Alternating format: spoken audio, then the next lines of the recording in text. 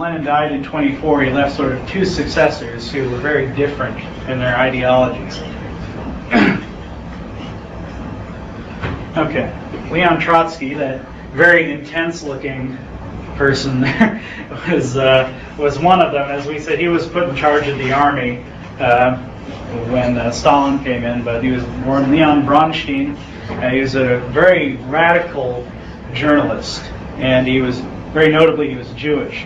And the opponents of communism often use him as the example that Bolshevism and communism is a Jewish conspiracy. This charge especially came from the Nazis. So he is notable in that form. He's in charge of the Red Army, as we said, from 1918 to 1925. He advocated spreading the revolution, internationalizing the revolution, that the only way it could succeed is an international movement. And there's a very important sort of economic reason why. It's because communist countries cannot be expected, or a socialist state cannot be expected to work with and trade with evil imperial capitalists. So in order for a socialist nation or communist nation to achieve the level of production and the standard of living it needs, and it requires to keep its people happy, there needs to be other nations. It needs to be able to procure raw materials from other nations willingly. Essentially, there needs to be free trade, but it needs to be free trade among communists. So, again, we see this problem that communism is supposed to occur in advanced capitalist countries, and the only way to sort of realize the production and realize the standard of living in an advanced capitalist country is to have trade. And the freer the better. But the problem is, of course, that a communist nation will completely alienate itself. So he wanted to spread revolution immediately. Once they could just grab hold in Russia, he wanted to send people out and achieve other communist revolutions in other nations. They set up, the Soviets set up this group called the Comintern, the Communist International, which was in charge of this, basically. And it was Comintern agents in China, going all the way back to the 1920s, that really sort of encouraged revolution there, and in other places too. Now, he was sent into exile. As we know, Stalin eventually took power. He was sent into exile and murdered in Mexico City in 1940. He came to the United States and he talked about how evil Stalin was, etc. But as we can see, he was a very important and very influential thinker. And so he had to basically be eliminated for Stalin to maintain control. Okay, Stalin, here's the most important one. 1878-1946. He's from Georgia in the south of the Russian Empire, so he's not a native Russian. He eventually succeeded Lenin as the leader of the Communist Party. From about 1925 to 1932 or 33, he wasn't, this great leader in charge of everything. There were still a lot of independent communist officials who were very powerful, but by 1932 he had managed to arrest and kill them all, basically. And he advocated what is called socialism in one country. And this is sort of the progression. You have sort of pure Marxism, and then Leninism, and then this final iteration of Stalinism, or socialism in one country. And this differs greatly from how Trotsky saw things. So for revolution to succeed and to spread, Russia needs to be strong, or the Soviet Union rather needs to be strong. It needs to be able to stand up against the combined powers of the capitalist imperialists. It needs to be able to be industrialized and develop top technology, especially military technology. And so he advocated abandoning this sort of international revolution idea and making Russia the most powerful nation in the world so it could then encourage revolution in other countries. Now, this required, because of the state Russia was in, it required drastic domestic change. And we'll get into that. But you can see the difference here. Is that whereas before socialism and communism had been considered an international movement, a worldwide revolution of the workers, now Stalin says, you know what, we should scale that back. Let's work within one country. Let's get it to work within our country and do as much as we can to get it to succeed.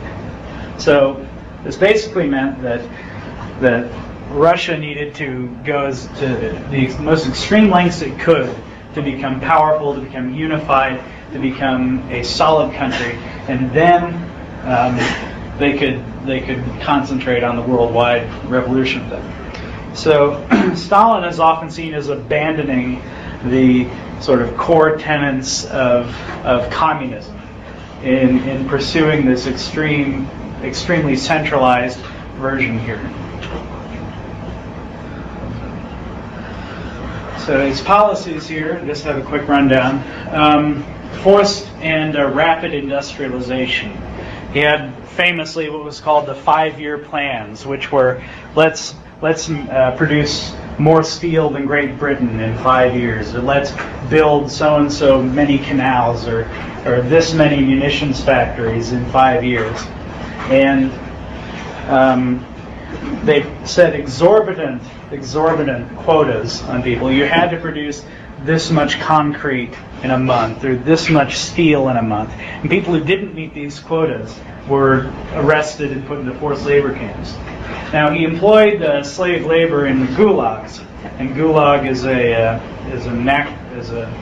Russian acronym for the system of forced labor camps throughout the country. They are often set in very horrible locations in Siberia and in Central Russia or Central Asia, very cold climates, and people were forced to build canals. I mean, millions of people were thrown into these camps, political prisoners especially, but also just regular criminals, etc. There's a wonderful book, a very famous book called The Gulag Archipelago by an author named Alexander Solzhenitsyn. He died a few years ago, but he eventually won the Nobel Prize in Literature for it. And if you do get a chance, if you want to learn more about kind of what life was like in the Soviet Union, I would suggest you read that. The first chapter is about the arrest process, and it's told in kind of this first-person, not really first-person way, but he experienced all of it, and he interviewed hundreds and hundreds of people who were put into gulags, and it's very, very fascinating. Yep. The Gulag Archipelago. It's in 3 big volumes, but try the first one. Yeah. Also, with the Gulag Archipelago, I also looked in One Day in the Life of One Piece. Yeah, that's very good too. That was basically a fictional first-person account of living. And it's a much shorter book too. So. For the 5-year plans, when they had a drought, what happens to all the farms that are producing equipment? Well, we'll get to that in a bit. The farms were kind of put in a different way, but it was basically if you didn't produce enough, you were killed. You were arrested or killed. Now, we have up here collectivization of agriculture. The 5-year plans were different in that they mainly applied to industry, but also he wanted to increase agricultural production. And this was for several reasons. Stalin was interested in confiscating food to encourage industrialization in the cities. He basically saw farms as to fuel that. And also he wanted to sell wheat for guns and for technology.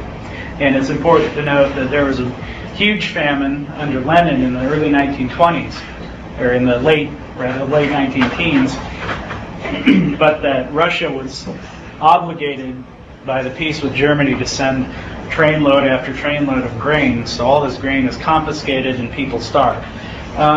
The collectivization of agriculture was putting people on collective farms. You get a whole bunch of peasants together and put them all in one collective farm. You take away their private holdings. Now, not surprisingly, people didn't really care for this. And they refer to these people as kulaks. which were basically prosperous peasants. This mainly took place in the Ukraine, what's now the Ukraine. That's the sort of the breadbasket of Russia. And there were these sort of prosperous peasants. Basically, if you had someone working for you, you were a kulak, and they would go out. Lenin famously issued a hanging order that in such and such a place where there was resistance to this collectivization, you go out and you hang one kulak and his family, so everyone around could see and they'd know not to resist. This resulted in tremendous famine and suffering, and as we get into this, you're gonna kind of wonder, well, how come we don't know more? But I'll say that between 4 and 10 million people died of famine. Now, that's a pretty big margin, but we don't know. I mean, you get to the numbers here, and it kind of boggles the mind. How many people died? And by the time you just start stacking millions and millions on, you're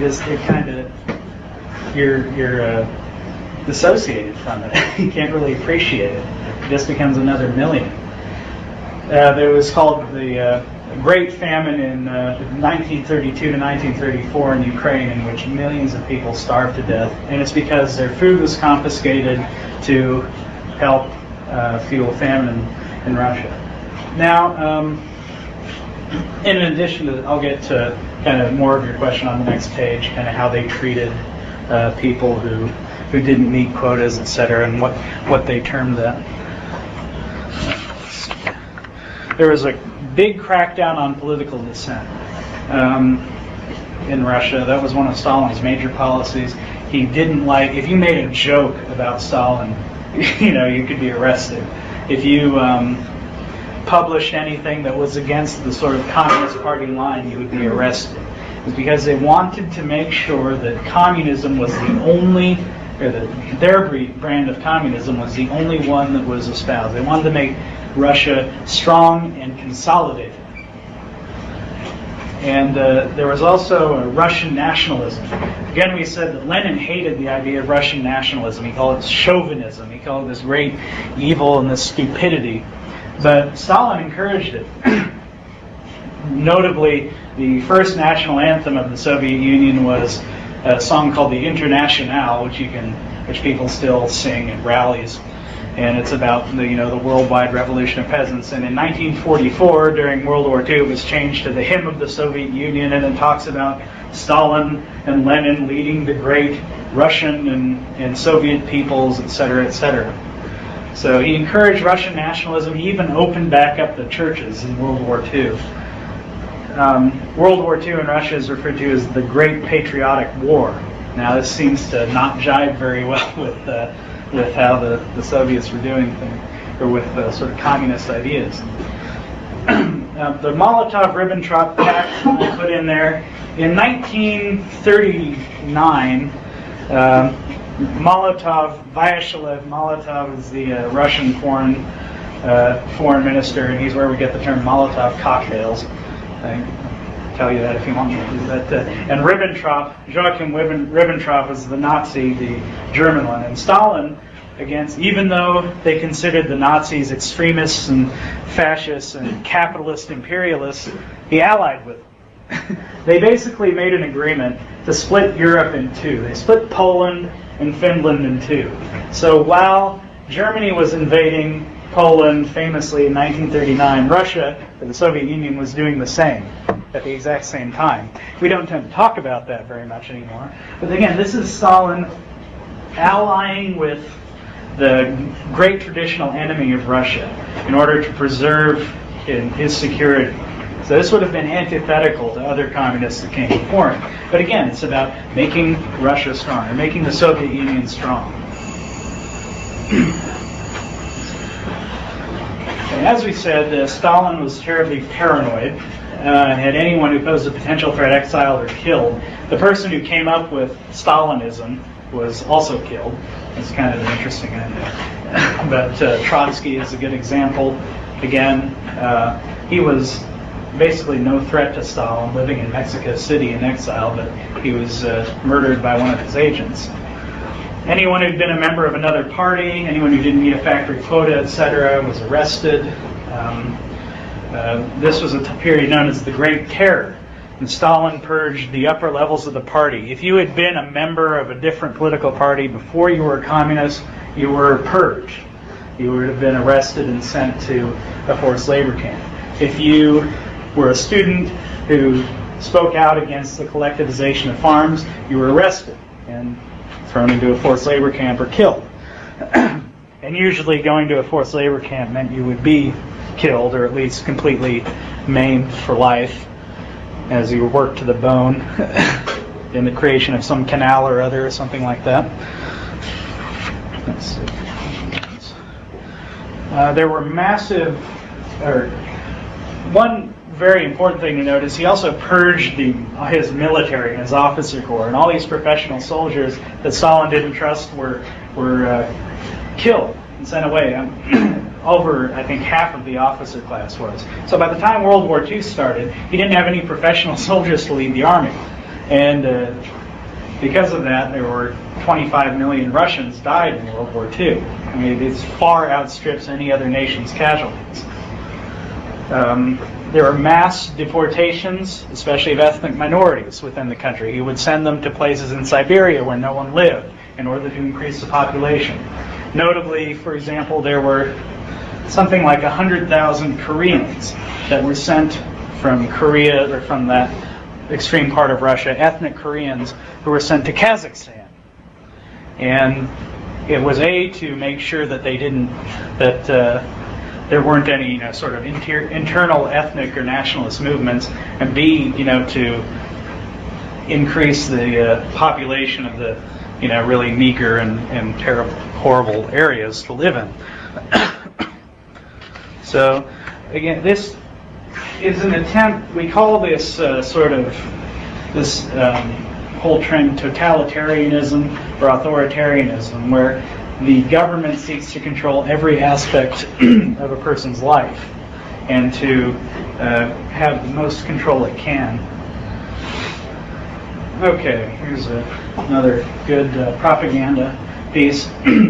Now, remember we talked about the scientific nature of communism and these political religions. And one thing about a religion is you deem it to be infallible, or you deem it to be, perfect. They believed this of their communist system. And because communism was perfect and Stalin was this infallible great leader, there was a cult of personality around him.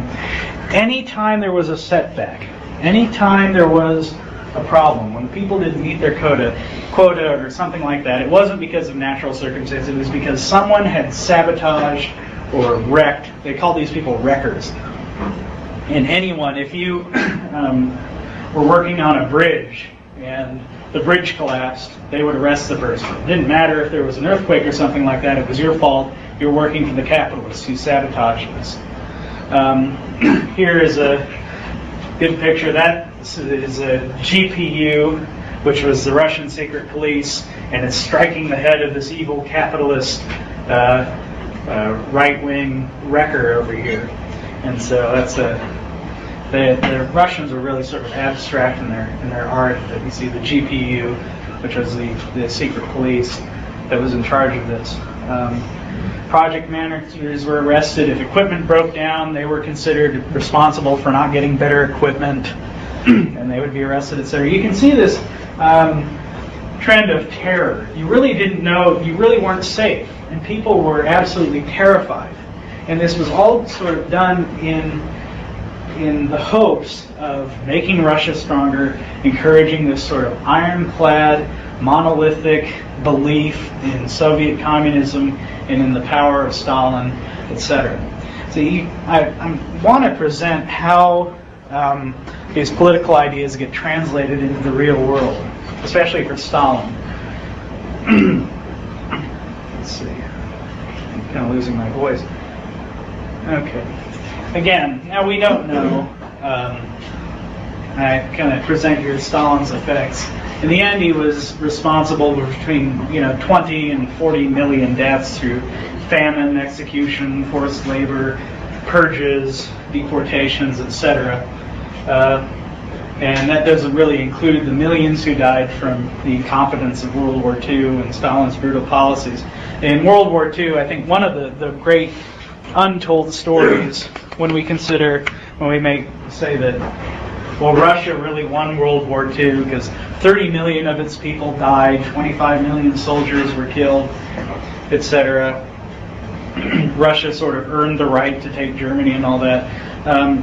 Stalin was so desperate in the Second World War that they basically considered retreat, or if you retreated or you became a prisoner of war, you were basically considered a traitor. And so Stalin didn't negotiate for the care or the exchange of his prisoners of war. When they recovered prisoners of war, they would usually just send them into forced labor camps. They would also use them to clear minefields and things like that.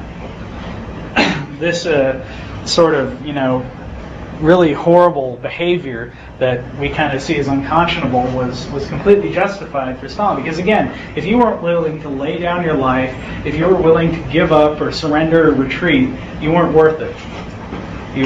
Stalin's own son was captured by the Germans and ended up killing himself by throwing himself on razor wire because Stalin wouldn't negotiate for his release.